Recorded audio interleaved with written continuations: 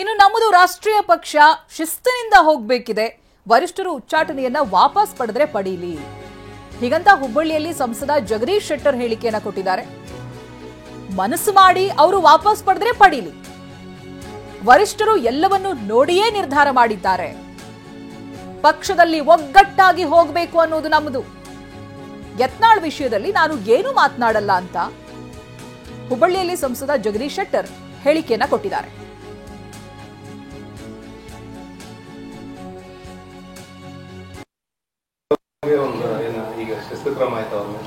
ಈಗ ಅವ್ರ ಪರವಾಗಿನ ಅದನ್ನು ವಾಪಸ್ ತಗೋಬೇಕಂತೇಳಿ ಒಂದಿಷ್ಟು ನೋಡೋಣ ಏನೇನು ನಡೀತದೆ. ಈಗ ನಾವೊಂದು ರಾಷ್ಟ್ರೀಯ ಪಕ್ಷದಲ್ಲಿ ಇದ್ದೇವೆ, ಆ ಡಿಸಿಪ್ಲಿನ್ದಲ್ಲಿ ನಾವು ಹೋಗಬೇಕಾಗಿದೆ.